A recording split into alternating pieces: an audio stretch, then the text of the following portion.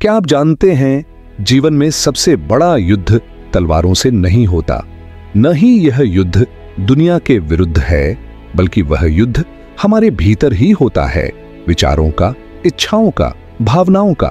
और इस युद्ध को जीतने के लिए बुद्ध ने कोई शस्त्र नहीं उठाया, उन्होंने केवल संतुलन को अपनाया और उसी संतुलन से उन्होंने संसार को शांति का रास्ता दिखाया। एक समय की बात है, राजपट छोड़ने के बाद सिद्धार्थ गहन तपस्या में लीन हो गए।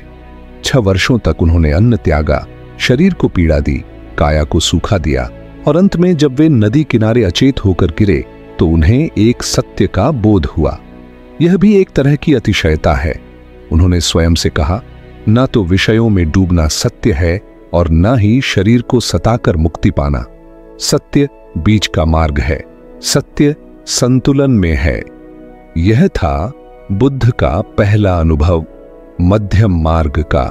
बुद्ध ने अपने उपदेशों में 4 ऐसी बातों पर विशेष बल दिया जो जीवन को संतुलन की ओर ले जाती हैं। 1.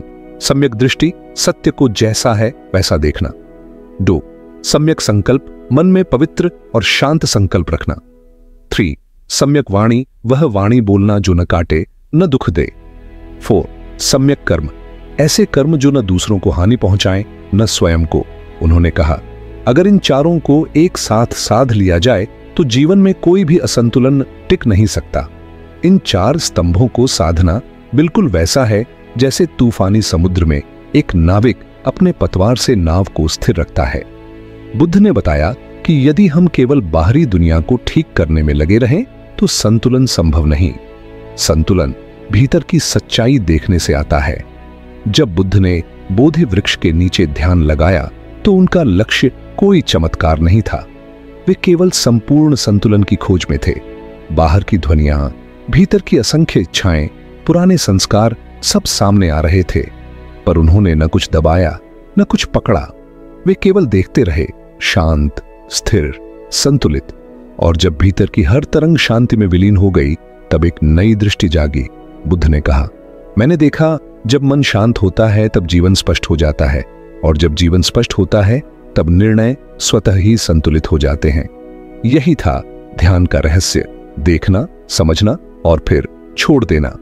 बुद्ध ने असंतुलन के मूल कारण को एक शब्द में बताया, तृष्णा इच्छा नहीं बल्कि अपार, अंधी, कभी न मिटने वाली इच्छा जो मनुष्य को भीतर से खा जाती है। उन्होंने एक दृष्टांत सुनाया। मान लो एक व्यक्ति आग के गोले को पकड़ने की कोशिश कर रहा है। उसे लगता है वह प्रकाश है, सुख है, पर जैसे ही वह पकड़ेगा वह जल जाएगा। इसी तरह तृष्णा भी है, वह रोशनी बनकर लुभाती है पर भीतर जला डालती है। तृष्णा केवल भौतिक वस्तुओं की नहीं, सम्मान की, रिश्तों की, भविष्य की, सब तृष्णाएं मन को असंतुलित कर देती हैं। बुद्ध ने कहा, जहां तृष्णा है वहां संतुलन नहीं हो सकता, जहां संतुलन है वहां तृष्णा जल जाती है। बुद्ध ने जीवन के प्रत्येक पक्ष में संतुलन को ही अंतिम उपाय माना। न ज्यादा बोलो, न ज्यादा चुप रहो, न ज्यादा खाओ, न भूखे रहो, न ज्यादा चलो, न स्थिर बैठ जाओ। जिस मार्ग पर दोनों छोर नहीं है वही मोक्ष का मार्ग है। समाधि कोई दिव्य स्थिति नहीं थी, वह तो पूर्ण संतुलन की अवस्था थी, जहां न कोई उतार न चढ़ाव, बस एक निरंतर शांत गहराई लिए हुए अस्तित्व। बुद्ध ने अपने शिष्यों से कहा, जब तुम किसी चीज के पीछे भागना छोड़ दो और जब कोई चीज तुम्हें खींचना बंद कर दे, तब जो बचता है वह तुम हो, वह ही संतुलन है। बुद्ध ने कहा था, मनुष्य की इंद्रियां 5 घोड़ों की तरह हैं। यदि ये बेकाबू हो तो रथ खाई में गिरता है, पर यदि लगाम ज्ञान की हो और सारथी जागरूकता का, तो यह रथ तुम्हें मुक्ति के मार्ग तक पहुंचा सकता है। दृष्टि जो मोह में डूब सकती है, श्रवण जो द्वेष को बढ़ा सकता है, घ्राण जो लोभ को जगा सकता है, रसना जो वासनाओं का द्वार है, स्पर्श जो संलग्नता की जड़ बन सकता है। इन्हें रोकना नहीं बल्कि जागकर संतुलित करना, यही बुद्ध का मार्ग था। इंद्रियां दोष नहीं है, उन्होंने कहा, दोष है उनसे बंध जाना। संतुलन यह है कि वे तुम्हारे लिए कार्य करें, न कि तुम उनके लिए।